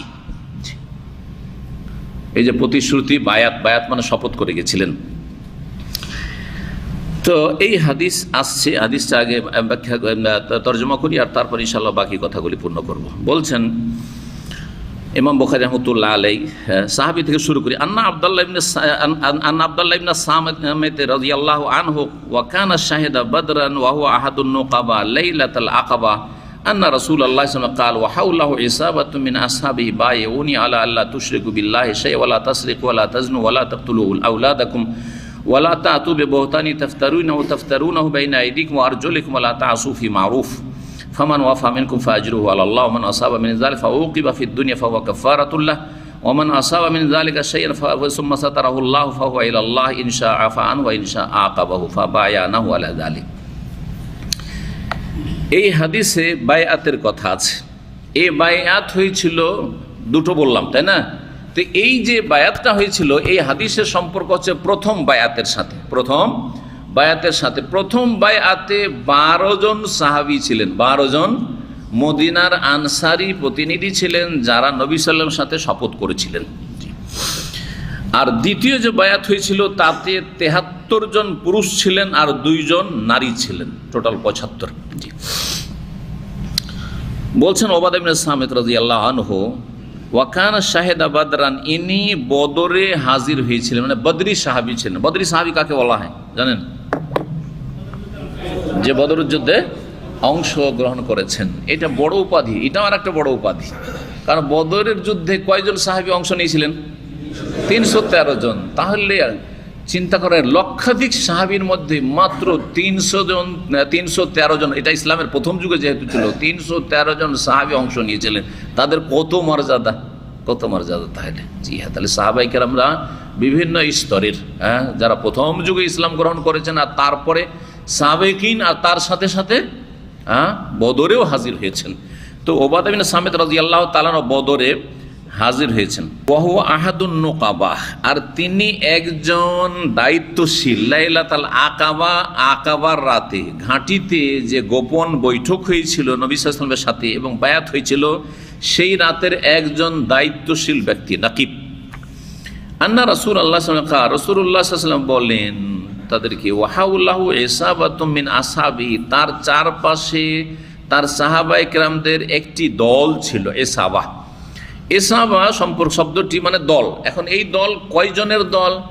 আরবরা দেখেন বিভিন্ন শব্দ রয়েছে, যেমন নাফারুন, নাফারুন মানে একটা ক্ষুদ্র দল, 3 থেকে নিয়ে 9-10 পর্যন্ত নাফারুন। রাহাতুন ছোট্ট দল। এইরকমই এসাবাতুন, এসাবাতুন সম্পর্কে ভাষ্যকাররা বা আরবি ভাষাবিদরা লিখছেন যে 40 জনের কম লোক যদি থাকে তো ওকে এসাবা বলা হয়। আর একটা হচ্ছে তায়েফা, তায়েফাতুন মানেও দল, জি, জামাতুন মানেও দল, কিন্তু জামাত অনেক লোক হইতে পারে তাতে। তায়েফাতুনে 40-এর বেশি, কয়েকশো বা কয়েক হাজারও হয়ে যেতে পারে হয়তো। আমার উম্মতের এক দল সর্বদা হকের উপর বিজয়ী থাকবে, ওখানে তায়েফা বলা হয়েছে, তো ওখানে লক্ষ লক্ষ মানুষের কথা বলা হয়েছে সারা পৃথিবী মিলে, কিন্তু সেই দলটি অন্যদের তুলনায় ক্ষুদ্র থাকবে, যেন তায়েফা বলা হয়েছে। তো এখানে অল্প কয়েকজন লোক ছিল যাদের সঙ্গে 40 হাউল্লাহ ইসাবাত মিন আসহাবিহি, রাসূলুল্লাহ চারপাশে তার সাহাবায়ে কেরামদের একটি ছোট্ট দল ছিল। তো মদিনা থেকে আসা 12 জন, আর মক্কার যেসব সাহাবায়ে কেরাম প্রথম দিকে ইসলাম গ্রহণ করেছিলেন তারা ছিলেন ওখানে, জি, এই মিলে তাদের সাথে মিটিং হয়েছিল। বাইউনি, আমার সাথে তোমরা বায়াত করো, মানে শপথ করো, আলা, এই মর্মে যে আল্লাহ তুশরিকু বিল্লাহি শাইআ, আল্লাহর সাথে কোনো কিছুকে শরীক করবে না, এক। 2 নম্বর ওয়ালা তাসরিকু, তোমরা চুরি করবে না, ওয়ালা তাজনু, তোমরা জেনা ব্যভিচার করবে না, ওয়ালা তাকতুলু আওলাদাকুম, তোমরা নিজের সন্তান সন্ততি ছেলে মেয়েদেরকে হত্যা করবে না। কয়টি হলো? হ্যাঁ, 3-4টি হয়েছে, তাই না? ছেলে মেয়েদেরকে কেউ হত্যা করে নাকি? করে? কে বোঝাবে? একজন করে, অন্যদিকে হ্যাঁ করে। কেমন করে? মায়ের পেটে। আজকাল বর্তমান যুগে, হ্যাঁ, আধুনিক যুগে মায়ের পেটে মেরে ফেলে দিচ্ছে, আসতেই দেয় না, ওকে দুনিয়া তোকে আসতেই দেবো না, তুই খেতে আসছিস, আমি খাওয়াইতে পারবো না, ঠিক না? আর সেই জাহিলিয়াতের যুগে জন্মে যেত, আর তারপরে তখন কন্যা সন্তান হলে মেরে দিত। কন্যা সন্তান হলে কি করতো? হ্যাঁ, জীবিত দাফন করে দিত, যে এই মেয়েকে খাওয়াইয়া লাভটা কি? এক তো খাওয়াইতে হবে, এরা যুদ্ধ করতে পারবে না, কারণ গোত্রীয় শাসন ছিল, তো গোত্রের সাথে এক গোত্রের এক বংশের আর বংশের সাথে লড়াই লেগেই থাকতো। লড়াইয়ে মহিলারা লাঠি ধরতে পারবে না, এটা কারা জানতো? আরবের মুশরিক বর্বররা জানতো যে মহিলারা সেনাবাহিনী হইতে পারবে না, এটা জানতো। কিন্তু আজকালকার নব্য যুগের অসভ্যরা এটা জানতে পারলো না যে মহিলা সেনাবাহিনী হওয়ার যোগ্যতা রাখে না। কথা বোঝা গেছে? সেই যুগের জাহিলিয়াত আর এই যুগের জাহিলিয়াত, বর্তমান যুগের জাহিলিয়াত তখনকার জাহিলিয়াতকে ছড়িয়ে গেছে, জানদারও নাই। ওরা অন্তত এতটা বুঝতো, মহিলা নারী মেয়ে সন্তান হলে খুন করতো, এই বর্বরতা ছিল, এই জাহিলিয়াত ছিল। কিন্তু এইটা জানা ছিল যে মহিলা এই কাজের যোগ্য না, হ্যাঁ, এই লড়াইয়ের যোগ্য না। আর আজকাল সেনাবাহিনীতে মহিলাদেরকে ভর্তি করা হচ্ছে, তার মানে কি এরাও বর্বর? হ্যাঁ, আধুনিক যুগের বর্বর। আল্লাহ হেফাজত করে, আল্লাহ হেফাজত করে। জি, কি বলছিলাম, কি বলতে গিয়ে বললাম, হ্যাঁ, সন্তান ছেলে মেয়েদেরকে হত্যা করা, ছেলে মেয়েদেরকে হত্যা করা। তখন হত্যা করতো একরকম, এক তো খেতে দিতে পারবো না, আর এক হচ্ছে এরা কোনো কাজে আসবে না, অভাবও থাকতো, আরবদের অভাবও ছিল। 2 নম্বর কথা হচ্ছে যে এরা কোনো কাজের যোগ্য হবে না, এদেরকে খাইয়ে আর এদেরকে লাভটা কি? 3 নম্বর, হ্যাঁ, মান সম্মানের চিন্তা করি, লজ্জাজনক বিষয়, মেয়ে কন্যা সন্তান জন্মেছে, কন্যা সন্তান জন্মেছে, কন্যা সন্তান জন্মের কি করতে হবে? সাবালিক হলে কারোর সাথে বিয়ে দিতে হবে। আরে বিয়ে দেবো, আমার মেয়ে তার ঘরে থাকবে, এটা আমার জন্য মানহানি করে, এইটা জাহিলিয়াতের, হ্যাঁ হ্যাঁ, এই চিন্তা ছিল তাদের, হ্যাঁ, এই চিন্তা চেতনা ছিল, মানহানি করে, ছোট হয়ে যাব, ছোট হয়ে যাব। জি, আজকাল এই যৌতুক প্রথার হারাম খাওয়ার কারণে অনেকেই মেয়ে সন্তান বোঝা মনে করছে। মেয়ে সন্তান কি করে বিয়ে শাদী দেবে? একটার বিয়ে দিতে তো অনেক যৌতুক দিতে হবে, তাই না? এই জন্য মেয়ে সন্তানকে অনেকে পছন্দ করে না। তো যেই মুসলিমরা আজকালকার যুগে মেয়ে সন্তানকে বিভিন্ন কারণে পছন্দ করে না, হয়তো যৌতুকের ভয়ে, অথবা মেয়ে সন্তানের আগ্রহী নেই আজকাল। হ্যাঁ, কাফেররা তো মেয়ে সন্তান পেটে বুঝতে পারতো, তখন মেরেই দিত বা মেরে দিচ্ছে। আজকাল খুব শোনা যাচ্ছে এগুলো, বিভিন্ন দেশের এগুলি খবর বলছি। কিন্তু মুসলিমরা এরকম শুরু করেছে। এই জন্য দেখেন আজকাল ভারত, বাংলাদেশ, পাকিস্তানে মনে হয় আপনার আল্ট্রাসাউন্ডের সময় বলে না যে ছেলে হবে না মেয়ে হবে, জানা আছে না? বলে না, কিন্তু আলহামদুলিল্লাহ সৌদি আরব বলছে, কারণ সৌদি আরবে আশঙ্কা নেই। আলহামদুলিল্লাহ সৌদি আরবে এখন অন্তত মেয়েদের মূল্য আছে। কেন মূল্য আছে?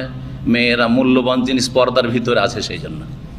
পর্দা থেকে যখন বেরিয়ে যাবে, আল্লাহ না করে বেরিয়ে যায়, যে বেরিয়ে যাবে ও নিজের মান সম্মান নিজেই নষ্ট করবে, তখন মূল্যহীন হয়ে যাবে। জি হ্যাঁ, দেখেন আজকাল রড পড়ে থাকছে, বিল্ডিং তৈরি হচ্ছে, বাইরে রড পড়ে আছে, তাই না? কিন্তু স্বর্ণ চাঁদি কোথাও পড়ে দেখেছেন? হ্যাঁ, হীরা মণিমুক্ত কোথাও পড়ে দেখেছেন? ঠিক ওই রকম ইসলামে এইভাবে নারীদেরকে মর্যাদা দেওয়া হয়েছে। কিন্তু নারীরা নিজের মর্যাদা নিজে যখন নষ্ট করবে, তখন আল্লাহ তাদেরকে লাঞ্ছিত করে দেবে, তাদের পরিবার লাঞ্ছিত হবে। জি হ্যাঁ, এইভাবে লাঞ্ছিত। পর্দা থেকে যখন বেরিয়ে যাবে, তখন আল্লাহ তাদের গর্দা উড়িয়ে দেবেন। জি হ্যাঁ, গর্দা উড়িয়ে দেবেন। তাই হয়ে গেছে। জি। তো রাসূলুল্লাহ সাল্লাল্লাহু আলাইহি ওয়াসাল্লাম বলছেন 4 নম্বর, ওয়ালা তাকতুলু আওলাদ, তোমার ছেলে মেয়েদেরকে হত্যা করবে না। ওয়ালা তাতু বিবহতানিন তাফতারুনাহু বাইনা আইদিকুম ওয়া আরজুলিকুম, আর তোমরা এমন কোনো অপবাদ তোমরা নিয়ে আসবে না, মানে অপবাদ দেবে না, যেটা তোমরা রচনা করে নাও তোমাদের মন থেকে। বাইনা আইদিকুম ওয়া আরজুলিকুম, তোমাদের সামনে, হাতের সামনে আর পায়ের সামনে, মানে এটির তাফসীর ফাতুল বাড়িতে করা হয়েছে যে সেটা তোমাদের মনে, কারণ কলবটা এখানে আছে, কলবটা 2 হাত 2 পায়ের মাঝখানে এখানে আছে, সেই জন্য এটা। আবার বাংলা অনুবাদে কিন্তু অন্য অনুবাদ করেছে, জানি না এটা কোত্থেকে, কোনো ভাষ্যকার হয়তো লিখা হবে, সেখান থেকে হয়তো নিয়েছে। তাতে কি করেছে? তাতে বলছে যে তোমরা মিথ্যা অপবাদ দেবে না বাইনা আইদিকুম ওয়া আরজুলিকুম, কারো সাক্ষাতে বা অসাক্ষাতে, কারো সামনে বা চোখের আড়ালে, সামনে বা চোখের আড়ালে, এই অর্থ করেছে। হতে পারে, আল্লাহু আলাম। তাহলে আমরা দুটো অর্থ নিলাম, একটা কিছু ঘটেনি আর মিথ্যা অপবাদ দিয়ে দিল, ভিতরে রচনা করে নিল মন থেকে, আর তারপরে বলল যে অমুককে এইরকম দেখেছি, অমুক মেয়েকে এইরকম অঘটনে দেখেছি, অমুক ছেলেকে এইরকম করতে দেখেছি। তো এটা হারাম, তহমত লাগানো বা মিথ্যা অপবাদ দেওয়া হারাম। জি। ওয়ালা তাসু ফি মারুফ, এবং ভালো কাজে তোমরা অবাধ্য হবে না, নাফরমানি করবে না। কার? আল্লাহ নাফরমানি করবে না, রাসূলুল্লাহ নাফরমানি করবে না। যে রাসূলুল্লাহ যে উদ্দেশ্য, রাসূলুল্লাহ সাল্লাল্লাহু আলাইহি ওয়াসাল্লামের ভালো কাজ যদি গঠনমূলক কাজ হয়, ভালো কাজ যদি আপনাকে বলা হয়, তো ভালো কাজের ক্ষেত্রে নাফরমানি করবেন না। আপনার ওপরে যে দায়িত্বশীল আছেন তার নাফরমানি করবেন না। জি, ধরেন আপনি পারিবারিক একটা হচ্ছে আপনার ধরেন কাঠামো, একটা বাপ মায়ের নাফরমানি করবেন না, ভালো কথা বলছে আপনাকে, জায়েজ কথা বলছে, বৃহৎ স্বার্থে বলছে, এইরকম সরকারের নাফরমানি করবেন না যদি সেটা জনগণের স্বার্থে হয়ে থাকে, আইন কানুনগুলি, তাহলে আর ইসলাম বিরোধী নয়, তা নাফরমানি করবেন না। ওই রকমই আপনি একটা সংস্থা, ইসলামিক সেন্টারে আমরা আছি, ইসলামিক সেন্টারে বেশ কিছু ভাইরা আছেন, দায়িত্বশীলদের পক্ষ থেকে যেসব হুকুম আকাম হবে, আদেশ নিষেধ হবে, সেগুলি নাফরমানি করবো না। সেভাবে আমাদের যেই কাজটা যেদিন করতে বলা হবে, যেই কাজটা যেই সময় করতে বলা হবে, সেটা করতে হবে। আপনি একটা প্রতিষ্ঠানে কাজ করছেন, ওখানে যেই দিন যেই কাজটা যেই সময় যেভাবে করতে বলা হবে ওইভাবেই করতে হবে। আপনি সেখানে যদি আপনি মাতাব্বরি করেন আর বলেন না না না আজকে এটা করবো না, কালকে এটা করবো, তো আপনার মদির রাখবে আপনাকে? অশান্তি সৃষ্টি হবে। জি হ্যাঁ, আমাদের বাংলা বিভাগ আলহামদুলিল্লাহ আছে, তো বাংলা বিভাগে যারা দায়িত্বশীল ভাইরা আছেন, আমরা আছি, তো আমাদের পরামর্শ নিয়ে কাজ করতে হবে। আপনি নিজের মন মতো কাজ করবেন, এটা চলবে না। হ্যাঁ, আপনি নিজের মন মতো ইচ্ছা মতো আপনি কোনো কিছু সিদ্ধান্ত নেবেন, এটা চলবে না। এটা হচ্ছে কি ওয়ালা তাসাউফি মারুফিন বা ওয়ালা তাসুফি মারুফ, ভালো কাজের ক্ষেত্রে, মানে বৈধ কাজ, বৈধ কাজ হচ্ছে ভালো কাজ, কমপক্ষে বৈধ। আর যদি সেটা সুন্নত মুস্তাহাব হয়, সেটা নেকির কাজ হয়, সওয়াবের কাজ হয়, এটা ওয়াজিব ফরজ কাজ হয়, তাহলে তো প্রশ্নই ওঠে না। এমনকি জায়েজও কোনো কাজ যদি বলা হয় আর সেটা নাফরমানি সেই ক্ষেত্রে করা জায়েজ নাই, যদি সেটার হুকুম হয় আপনাকে। ফামান ওয়াফা মিনকুম, তোমাদের মধ্যে কেউ যদি এই ওয়াদাগুলি পূর্ণ করে, যে বায়াত চুক্তি করলো, ফাআজরুহু আলাল্লাহ, তার প্রতিদান আল্লাহর কাছে রয়েছে। ওমান আসাবা মিন যালিকা শাইআন, আর কেউ যদি এইসবের কোনো একটিতে লিপ্ত হয়ে যায়, শিরক করবো না বললো, চুরি করব না, তাই না, ব্যভিচারের কাছে যাব না, খুন করব না, মিথ্যা অপবাদ দেব না, ভালো কাজের ক্ষেত্রে বিরুদ্ধাচরণ করব না, তারপরে ভালো কাজের ক্ষেত্রে বিরুদ্ধাচরণ করে দিল, ধরেন কেউ চুরি করে নিল, এরকম কেউ যদি করে, তাহলে ফাউকিবা ফিদ দুনিয়া, হয় দুনিয়ার শাস্তি হবে, আর দুনিয়ায় শাস্তি না হইলে আখিরাতের শাস্তি হবে। বলছেন রাসূলুল্লাহ, দুনিয়ায় যদি তাকে শাস্তি দিয়ে দেওয়া হয়, ফাহুয়া কাফফারাতুন লাহু, তাহলে তার জন্য সেটা মোচনকারী হয়ে যাবে। কাফফারাকে কাফফারা কেন বলে? কাফফারা শব্দের একটু ব্যাখ্যা করি, সময় মনে হয় এগিয়ে চলে গেছে, আল্লাহু আকবার, এগিয়ে চলে গেছে। ফাহুয়া কাফফারাতুল্লাহ, কাফফারা, কাফারা মানে ঢেকে দেওয়া, কাফারা মানে গোপন করা, কুফর মানে সিত্র ওয়া তাগতিয়া, ঢেকে দেওয়া। কাফেরকে কাফের কেন বলে? কারণ কাফের সত্যকে বাতিল দিয়ে ঢেকে দিয়েছে, কাফের সত্যকে বাতিল দিয়ে ঢেকে দেয়, সেজন্য কাফেরকে কাফের বলা হয়। জি, তো এখন কাফারাকে কাফারা কেন বলা হয়? কাফারা কাকে বলা হয়? যেটাতে কোনো কিছু কি হয়ে যায়, মোচন হয়ে যায়। কসম করে কসম ভেঙে দিয়েছেন তো গুনাহ হয়ে গেছে, কসম করে কসম ভেঙে দিয়েছেন, সুতরাং গুনাহ হয়েছে। এখন এই কসমের কাফারা দেওয়ার মাধ্যমে কি হবে? এই গুনার কি হয়ে যাবে? গুনাহটা, পাপটা ঢেকে যাবে। এই যে ঢাকার অর্থ রয়েছে। কোনো ব্যক্তি চুরি করলো, আর চুরি করার পরে ফাউকি বা ফুদ্দিরা দুনিয়া থেকে সাজা শাস্তি দিয়ে দেওয়া হলো, মানে তার হাত কেটে দেওয়া হলো। মানুষকে খুন করলো, আর খুনের বদল তাকে খুন করে দেওয়া হইলো, তাহলে ফাহুয়া কাফারাতুল্লাহ, সেটা তার জন্য কি হয়ে যাবে? মোচনকারী হবে, মোচনকারী হবে। চুরি করেছিল, হাত কেটে দেওয়া হয়েছে, তার গুনাহ কি হয়ে গেছে? মাফ হয়েছে। কিন্তু যেই সম্পদটা চুরি করেছিল সেটা যদি থাকে, পাওয়া যায়, তাহলে তাকে কি করতে হবে? এটাও ফিরিয়ে দিতে হবে, তার সাথে ওটা মালিককে, যার গর্তে চুরি করেছে, ফিরিয়ে দিতে হবে। খুনের বিষয়টি ওর চাইতে ভিন্ন, কিন্তু খুনের বিষয় আরো সিরিয়াস বিষয়। খুনের বিষয় যেহেতু কয়েকটা হোক জড়িত, যদি কেসাসের বাস্তবায়ন হয়, খুন করা হলো, তাহলে যেই ব্যক্তিকে খুন করা হয়েছে তার আত্মীয়দের যে হক নষ্ট করেছে, ওই ক্ষেত্রে কাফারা হয়ে গেল, যে ওদের হক দিয়ে দেওয়া হয়েছে, গলার বদল গলা কেটে দেওয়া হয়েছে, মেরেছিল সুতরাং তাকে মেরে দেওয়া হয়েছে, খুনিকে মেরে দেওয়া হয়েছে, সুতরাং মনটা ঠান্ডা হয়ে গেছে আত্মীয় স্বজনদের, যাকে খুন করা হয়েছিল জুলুম করে, সুতরাং তার এই পাপটার কাফারা হয়েছে। কিন্তু যেই লোকটাকে আরো বেঁচে থাকার বড় আশা নিয়েছিল, থাকলে অনেকে ইবাদতবন্দি করতো, ওকে বাঁচতে দিল না, ওর হক কি করে পৌঁছাবে তার কবরে, সুতরাং ওটার কাফারা হবে না। ওটার জন্য আখিরাতে টেনে হেঁচড়ে আল্লাহ হাজির করাবেন। ওই লোক টেনে হেঁচড়ে আল্লাহর সামনে হাজির করবে। কালকে এই বিষয়ে আলোচনা করেছি, যারা ছিলেন শুনেছেন। জি হ্যাঁ, তো সরকারের ক্ষেত্রে সরকার ধরবে, তদন্ত করবে, এবং এর মাধ্যমে অপরাধীকে, দেশের অপরাধীগুলিকে চিহ্নিত করবে। কারণ অপরাধীদের গ্যাং আছে, সবগুলিকে চিহ্নিত করতে হবে। সরকারের ফরজে সবগুলিকে চিনবে এবং সবগুলিকে দমন করবে। জি হ্যাঁ, আল্লাহ রব্বুল আলামিন যেন তৌফিক দান করেন। কাফারা বলছেন ওমান আসাবা মিন যালিকা শাইআন, আর কেউ যদি এরকম কোনো পাপে লিপ্ত হয়ে যায়, সুম্মা সাতারাহুল্লাহ, কিন্তু আল্লাহ সেটাকে ঢেকে রেখে দিলেন, মানে ধরা খেলো না, চোর ধরা পড়লো না, ব্যভিচার করলো ধরা পড়লো না, ঢেকে থেকে গেল, ফাহুয়া ইলাল্লাহ, তাহলে আল্লাহর ইচ্ছাধীন, আল্লাহর ইচ্ছাধীন। ইনশা আফা আনহু, আল্লাহ চাইলে তাকে মাফ করবেন, মাফ করবেন বিভিন্নভাবে মাফ। তওবা করে নিয়েছে, আল্লাহ মাফ করে দিয়েছেন, তওবা করে নিয়েছে। অনেক নেকির কাজ করেছে, তখন অল্প গুনাহ অনেক নেকির কারণে কি হয়ে গেছে? মাফ হয়ে গেছে। ঠিক ওই রকমই, যেমন 100 গ্রাম পেশাব যদি কোথাও পড়ে থাকে, 5 লিটার পানি যদি ঢেলে দেন, তো আর পেশাব থাকবে ওখানে? জি হ্যাঁ, পেশাব পাক করার এটাও তো একটা তরিকা। নবী সাল্লাল্লাহু আলাইহি ওয়াসাল্লাম মসজিদে নবীতে একটা বেদুইন পেশাব করে দিয়েছিল না? তো পেশাব তো ওখানে ছিল, মাটি খুঁড়ে তো অন্য জায়গাতে ফেলা হয়নি। ওই জায়গায় বললেন যে 1 বালতি পানি ঢেলে দাও, তারপর বোঝা গেল 5-10 লিটার পানি, আর পেশাব ছিল ধরেন 100 গ্রাম, হয়ে গেল, পাক হয়ে গেল। ওই রকমই মানব জীবনটা, যদি কোনো পাপ থাকে আর পাপের তুলনায় নেকি অনেক বেশি থাকে, তো ওই নেকির কারণে আল্লাহ মাফ করে দিতে পারে। জি হ্যাঁ, নেকির কারণে হয়তো শাফাতের সে মর্যাদা পেয়ে গেছে, সে তার জন্য কেউ সুপারিশ করেছে, নবী জি বা অন্য কেউ, এটা হইতে পারে। ওয়াইনশা আকাবার, আল্লাহ চাইলে তাকে শাস্তি দেবেন। বাকি থেকে গেছে, দুনিয়ায় শাস্তি হয়নি, সুতরাং আল্লাহ তাকে শাস্তি দিতে চাইলে দেবেন। ফাবায়ানাহু আলা যালিক, এর ওপর আমরা রাসূলুল্লাহ সাল্লাল্লাহু আলাইহি ওয়াসাল্লাম সাথে কি করেছিলাম? বায়াত করেছিলাম। এই হাদিসের সম্পর্ক আগের হাদিসের সাথে হচ্ছে যে এই হাদিসের বর্ণনাকারী ওবাদা ইবনে সামিত রাদিয়াল্লাহু তাআলা আনহু, আর তিনি ছিলেন আনসারী। শুধু আনসারী না, আনসারীদের তিনি সরদার ছিলেন। আনসারীদের কি ছিলেন? তিনি সরদার, দায়িত্বশীল ছিলেন। তো এইভাবে আগের সাথে সম্পর্ক। সুতরাং আনসারীদেরকে ভালোবাসা হচ্ছে ঈমানের অংশ। আনসারীদের সম্পর্কে জানা, ইলম হাসিল করা, আনসারীদের মর্যাদা উপলব্ধি করা, তাদের শ্রদ্ধা সম্মান করা, এগুলো হচ্ছে ঈমানের অন্তর্ভুক্ত। এখানে আজকের আলোচনা শেষ করছি। ওয়া সাল্লাল্লাহু আলা নবিয়িনা মুহাম্মদ ওয়া আলা আলিহি ওয়া সাহবিহি আজমাইন। ওয়া জাযাকুমুল্লাহু খাইরান।